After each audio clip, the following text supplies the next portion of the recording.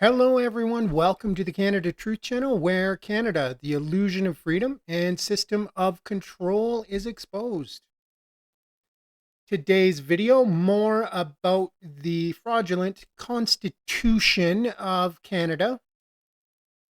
I have covered this in depth in previous videos. However, I'm trying to make it as easy as possible for everyone out there to understand and to share with other people.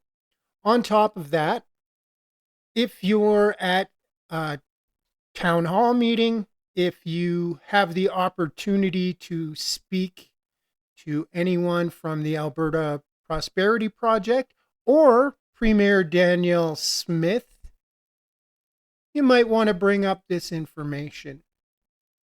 So let's get into it.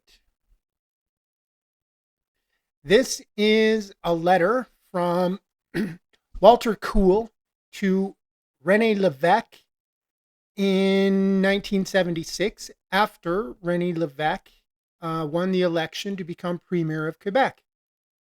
The information provided in this letter to Mr. Levesque also went out in a package to all premiers of Canada at the time.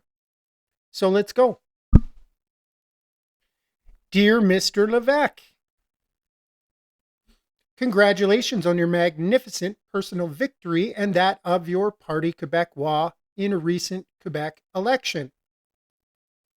As a student of Canadian constitutional history and of Canadian constitutional problems for some 40 years, I am tremendously interested in the constitutional implications of your recent political victory. For 14 years, from 1935 to 1949, it was my privilege to serve as a member of the House of Commons from the province of Alberta. The withholding of assent to some Alberta legislation in those years by the Lieutenant Governor and the disallowance of other Alberta legislation by the people at Ottawa set me to investigating how these things could be. I was assisted in my studies by R. Roger Smith, who was personally acquainted with a one-time private secretary to John A. Macdonald at the time when the BNA Act was being enacted. Through this source, I have become acquainted with much information concerning the history of the BNA Act, which is not to be found in textbooks. All this information has led me to the conclusion that the existing constitutional circumstances are shocking to the point of unbelief.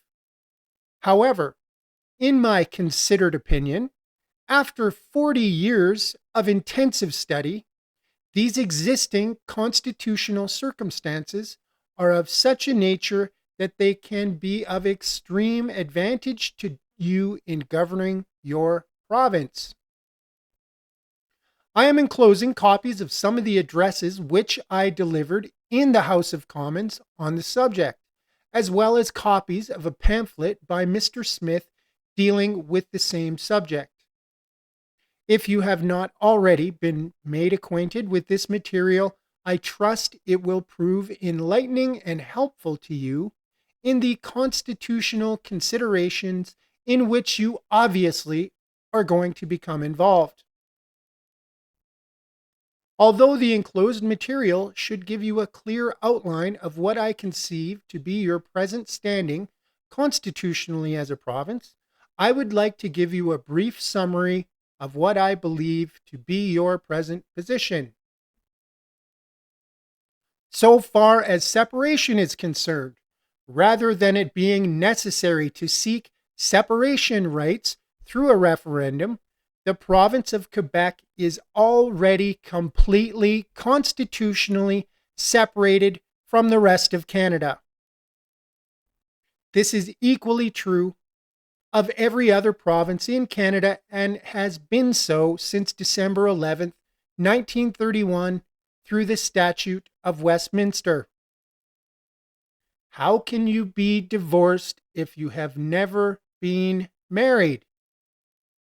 In other words, Ever since the enactment of the Statute of Westminster in 1931 by the British government, each of the provinces of Canada has been a completely sovereign and independent state. And because the provinces have signed nothing since then, constituting a federal union and a federal government, and because no such treaty has been ratified by the people of Canada, the provinces still enjoy the status of sovereignty and are privileged to use it in any way they see fit. As you will observe from the enclosed addresses, I quote eminent Canadian constitutional authorities as suggesting that the only and logical solution to the existing constitutional circumstances is the drafting and adoption of a proper federal constitution in which the provinces can reserve for themselves any and all powers necessary to enable them to govern their provinces successfully. I am sure you can appreciate that if this were done, you could solve your economic and other problems in Quebec without resorting to separation.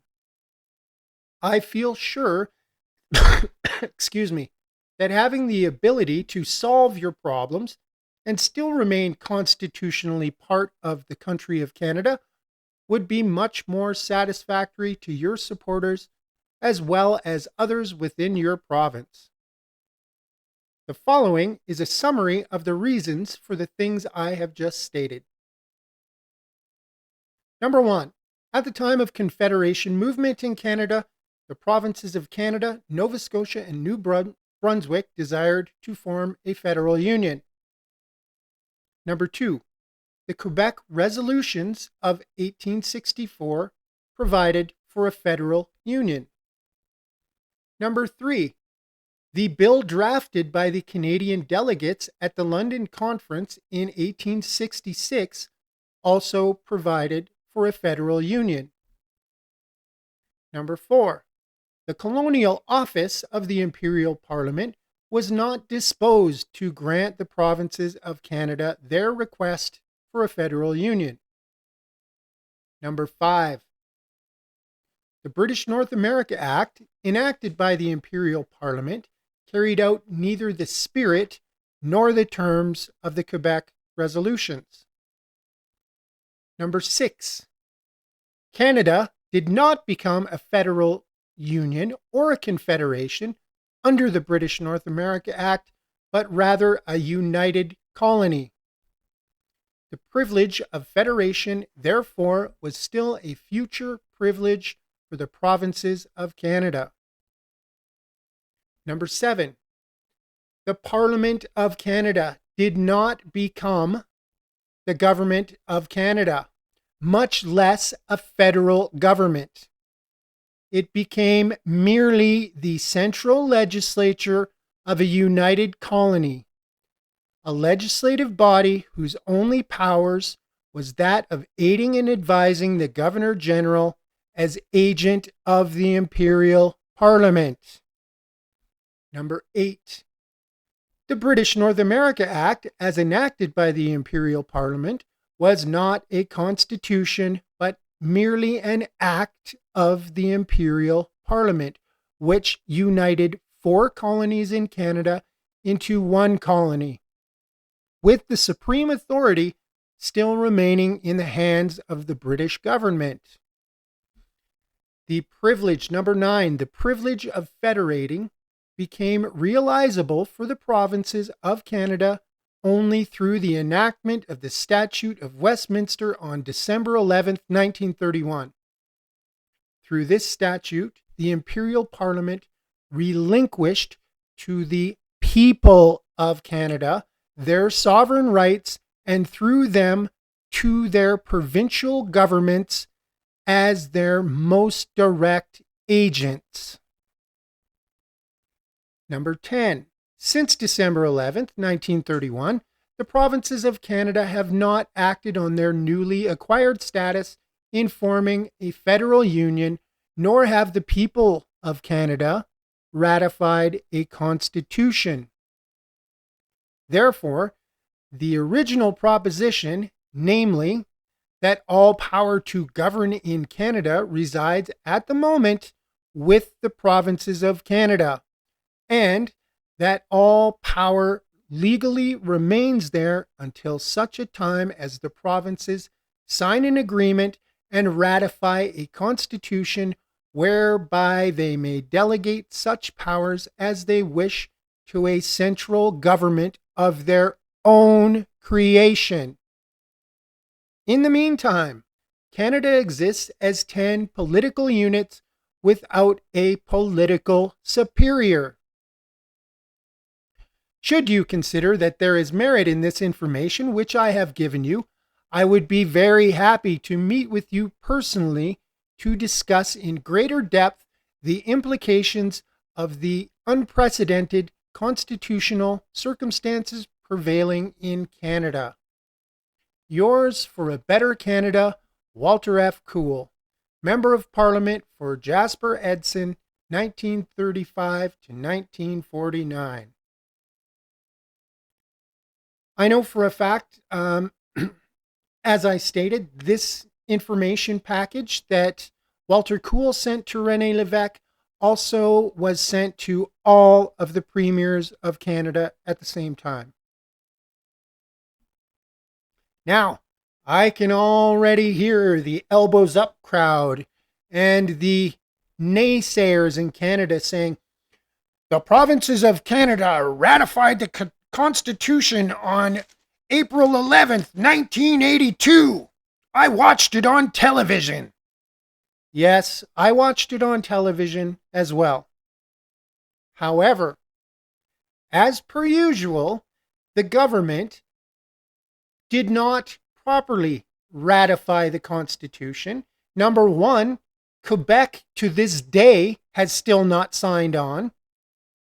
Number two, the requirements written in the Charter of Rights and Freedoms to this day have not been met. Despite those facts, the big Confederation repatriation of our Constitution was a big deal on television. But let's have a look at what they did not do. So here we have the Charter of Rights and Freedoms, the Constitution Act 1982, and yes, once again, ladies and gentlemen, we're going to look at those evil endnotes that the government and lawyers and judges all love to ignore. 23.1. Citizens of Canada. A. Whose first language learned and is still understood is that one of English or French linguistic minority population of the province in which they reside, have the right to have their children receive primary and secondary school instruction in that language in that province. And let's have a look at that dirty little endnote. 94. Paragraph 23.1a is not in force in respect of Quebec. See Section 59 of the Constitution Act 1982. Let's look what Section 59 says.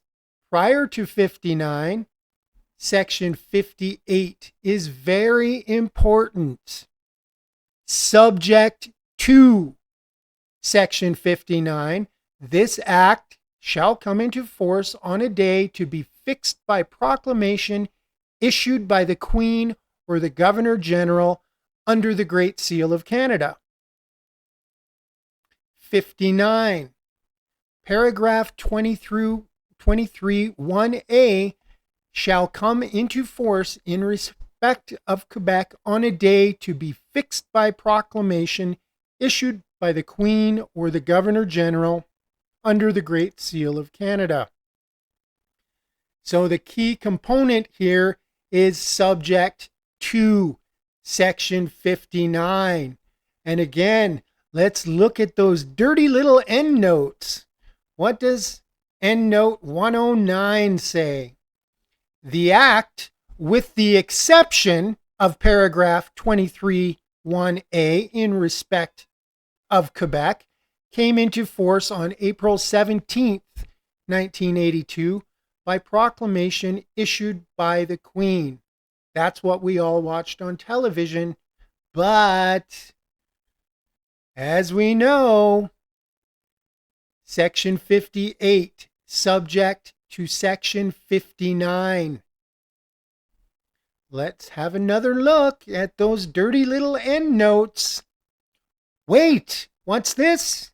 No proclamation has been issued under Section 59.